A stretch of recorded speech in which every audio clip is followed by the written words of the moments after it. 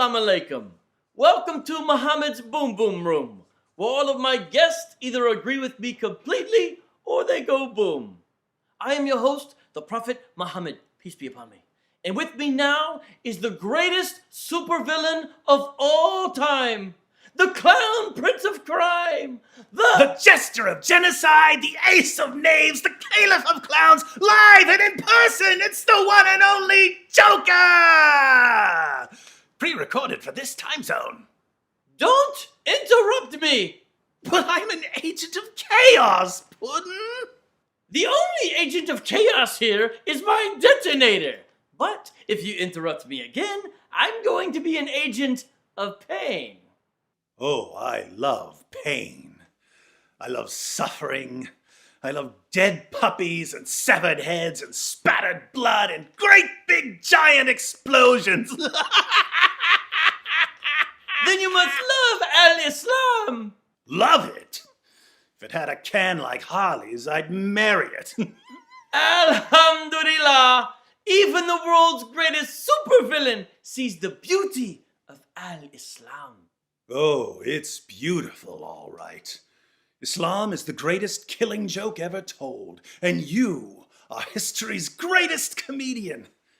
That's why we love you. Just imagine an ideology that spread for 14 centuries by terrorism and torture, dismemberment and rape, seizing every little boy and girl in its path as slaves and sex slaves, piling up treasures of pilfered gold and gems, all while tearing down prior cultures, obliterating music and science and philosophy and every other form of enlightenment that stands in its way, leaving nothing but oppression and cruelty and a joyless instability wherever it scurries. Only to reach the present and find politicians and journalists and educators and entertainers cheering it on, their riotous applause drowning out the cries of its maimed and deformed victims. Humanity's love affair with Islam only proves my point. Deep down, we're all attracted to that sexy beast called chaos. I'm just the one who's honest about the attraction. Wrong. People love me because they know that I am the last prophet of the great God Allah. The great God Allah sent me to tell everyone that they need to submit to him, and that the only way they can submit to him is by obeying everything that I say about how to go to the bathroom, how often to shave your pubes, how to kill lizards and dogs, and if they dedicate their entire lives to living and thinking and walking and talking and dressing and shaving and going to the bathroom exactly as I say, then the great God Allah will allow them to spend all eternity deflowering young virgins. Good one. Now let me try. Ladies and gentlemen, hobos and tramps, cross-eyed mosquitoes and bow-legged ants, I come before you to stand here before you to tell you a story I know nothing about. One morning, in the middle of the night, two dead fellows stood up to fight. They stood back to back, facing each other, drew their swords and shot each other. If you don't believe my lie, it's true. Ask the blind lady on the corner. She saw it too. So how did I do? How did you do what? All you did was spout a bunch of nonsense. Oh, that's not what we're doing? I thought I was a student in your master class on the art of homicidal comedy. Comedy is haram. Comedy is haram. That's it! There's the messenger of mirth we've all been waiting for. I'm so glad you finally got your own comedy show. You make the Marx Brothers look like the Brothers Grimm. This is not comedy. I have been sent by the great God Allah to show people the halal and the haram and to shout Allahu Akbar as we cut off the heads of anyone who says that Islam is not a religion of peace. And I thought my jokes were bad. This is not a joke. I received revelations in a cave. I'm not a fan of caves. Too many bats. How can I make it any more clear to you that I am not joking? Wait, are you telling me that you're serious about this? I had the utmost respect for Islam when I thought of it as some sort of cosmic killing joke. And I loved you to death when I regarded you as the world's first homicidal comedian. But if you're saying that you're actually serious about Islam, why, you must be crazier than I am. I'm not crazy. The great God Allah declares again and again in the Quran that I'm not crazy. In Surah 7, verse 184, Allah says that there is no madness in me. In Surah 15, verse 6, the unbelievers call me crazy, but Allah knows that I'm not crazy. In Surah 17, verse 47, the unbelievers say I am bewitched, but Allah knows that I'm not bewitched. In Surah 23, verse 70, Allah says that I'm not possessed. In Surah 25, verse 8, the unbelievers again say that I'm bewitched, but Allah knows that I'm not bewitched. In Surah 34, verse 8, Allah again says that there's no madness in me. In Surah 34, verse 46, Allah says yet again that there's no madness in me. In Surah 37, verses 36 to 37, Allah says that I'm not an insane poet. In Surah 44, verse 14, the unbelievers again call me a madman, but Allah knows that I'm not a madman. In Surah 52, verse 29, Allah tells me once more that I'm not crazy. In Surah 68, verse 2, Allah reminds me again that I'm not crazy. In Surah 68, verse 51, the unbelievers again call me a madman, but Allah knows that I'm not a madman. And in Surah 81, verse 22, Allah says one more time that I'm not crazy. How many times does the great God Allah have to say, I'm not crazy, before you'll finally understand I'm not crazy? So your God has to remind you over and over again, like a beating drum, that you don't belong in Arkham Asylum? Peace be upon me. And you and your followers would memorize these revelations and recite them regularly? Peace be upon me. I have to say, Mosey, you're only proving my point. What kind of sane person needs to be relentlessly reminded that he's not bat-crap crazy? What sort of sane prophet needs his followers to constantly recite verses claiming that he's not stark raving mad? Stop trying to convince me that I'm crazy. If I'm crazy, why do I have 1.6 billion followers? Why is Al-Islam the world's fastest growing religion? You're still proving my point, Mosey. See, there's no difference between us and everyone else. All it takes is one bad day to reduce the sanest man alive to utter lunacy. That's how far the world is from where I am. Just one bad day. You had a bad day once, am I right? I know I am. I can tell. You had a bad day and everything changed. Why else would you run around calling yourself God's final prophet and slaughtering anyone who disagrees with you? You had a bad day and it drove you as crazy as me. Only you won't admit it. You have to keep pretending that life makes sense, that there's some point to all your struggling. You make me want to puke. Come on, tell me. What made you the way you are? Girlfriend trampled to death by a camel, maybe? Brother carved up and eaten by some tribe of cannibals? I know it was something like that. Because something like that happened to me. And I went crazy. Something like that did happen to me. Many times, in fact. My father, he died before I was born. My mother, she sent me away to live with a family of Bedouins in the desert. But after a few years, the Bedouins got scared of me. They thought I was demon-possessed. Pretty normal childhood, I suppose. So my desert family sent me back to my mother. For a brief time, I was happy. Then she got sick and died too. I was only 6 years old, which is the same age that Aisha was when she married me. My grandfather, he tried to take care of me, but he died 2 years later.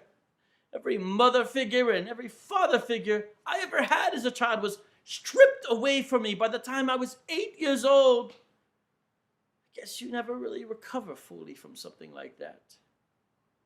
Let me get this straight. Behind all the harams and halals and Allahu Akbars, you're just a little boy in a prophet costume crying for mommy and daddy. Would be funny if it weren't so pathetic. Oh, what the heck. I'll laugh anyway.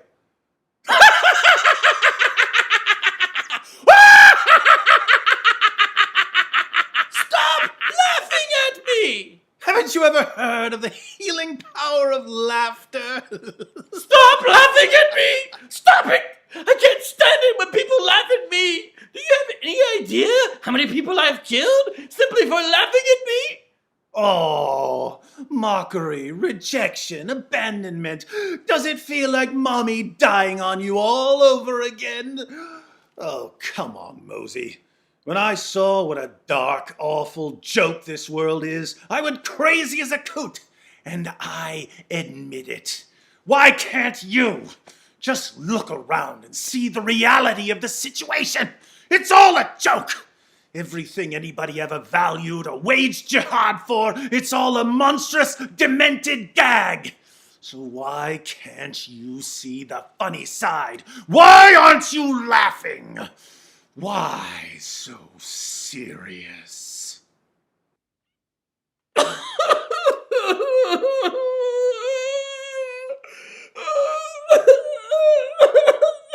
Well, looks like I can cross "watch a grown man cry" off my Christmas list. Thanks, Mosey. Christmas is a romp. You've got to break them down before you build them up. Now, let's put a smile on that face.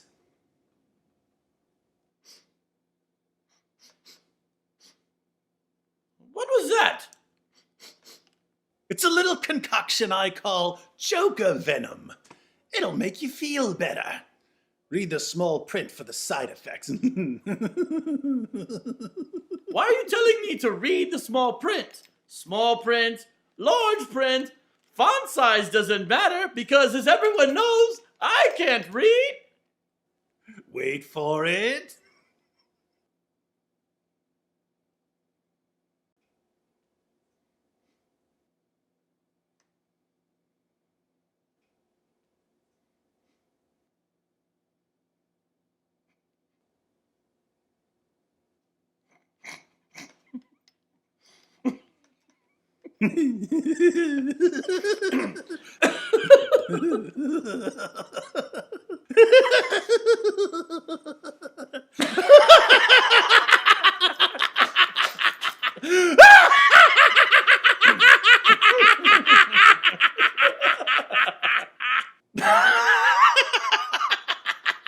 What's so funny?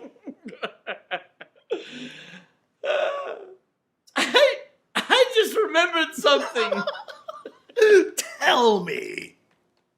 I just remembered that I got my followers to drink camel urine.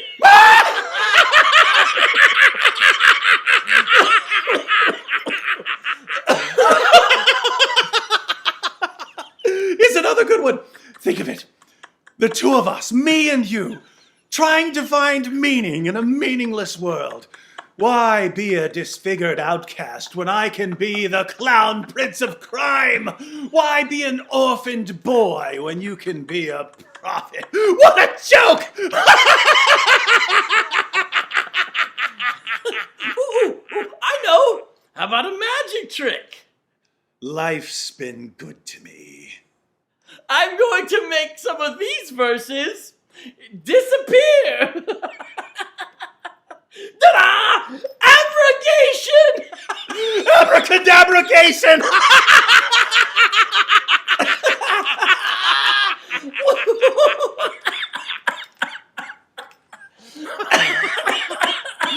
See my Mohammed. There's nothing wrong with being crazy. It's being sane that's the problem. Don't call me crazy. That's not even politically correct. We prefer to be called differently sane. Differently sane. Ah, all right. So you liked one flower. Care to smell the other?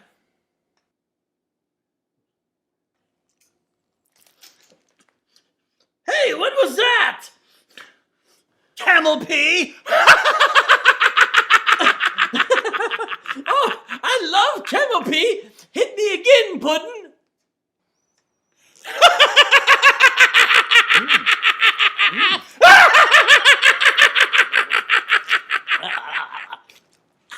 The Joker's classic camel pee prank!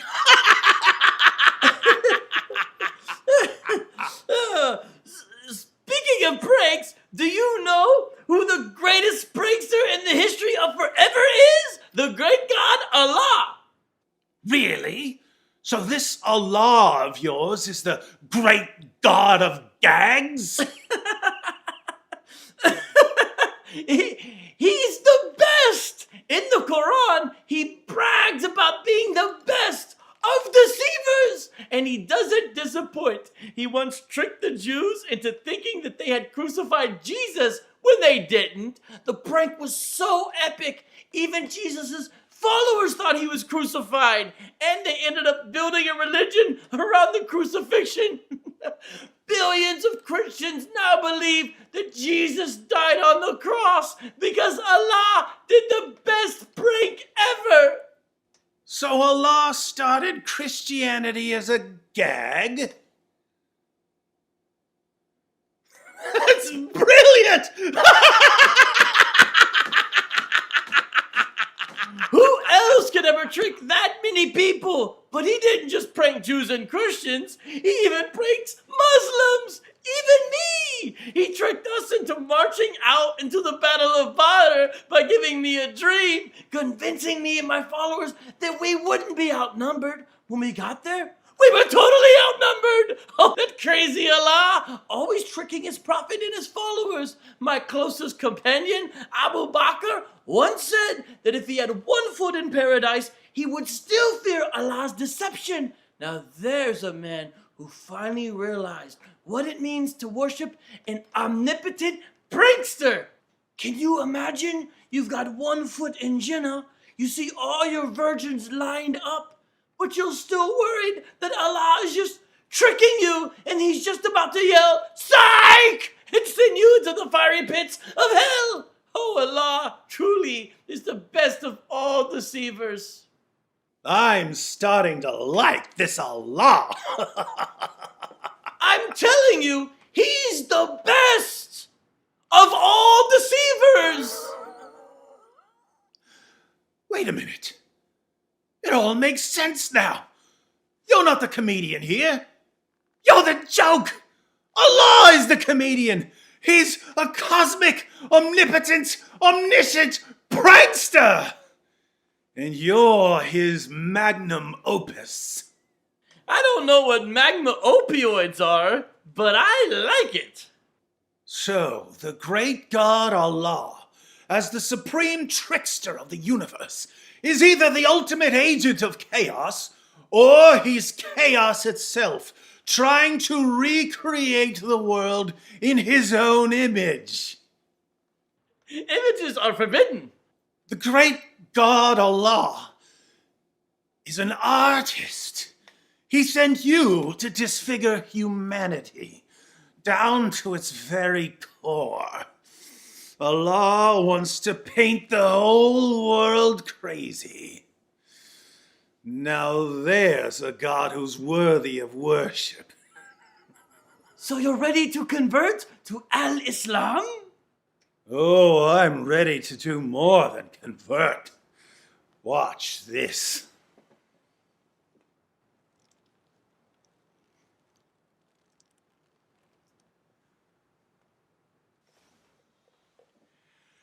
I am a prophet prophet of the great God and best comedian and prankster and deceiver ever, the great God Allah! Hey, that's not funny, even with the Joker venom. Pump your brakes there, Mosey. There's a new prophet in town. Well, then this town needs an enema. Careful! The clown prince of prophets doesn't take kindly to being serious. Now, as your prophet, I order you to start laughing! You're lying! You think that just because you're the only person in history who's whiter than I am, you get to be a prophet? Allah told me I'm his final prophet. Oh, really? A God who brags about being the best of all deceivers. A God who even deceived you to get you to march into battle. That God told you that you're his final prophet, and you believed him? Tell me, Mosey, you ever dance with the devil by the crescent moonlight? Yes, and he looks just like a black man. But then I realized dancing was haram. As your new prophet, the first order of business is that you need to recite the Shahada! There is no God but that great big prankster in the sky, and Joker is his messenger of mirth. Here, shake on it. Shaking hands with a kafir is haram. Calling your prophet a kafir is haram! Haram! Haram! Haram! Haram! Sanity is just like jihad. Sometimes all it takes is a little push of a button. Well, what are we waiting for? Let's blow ourselves up and get our standing ovation!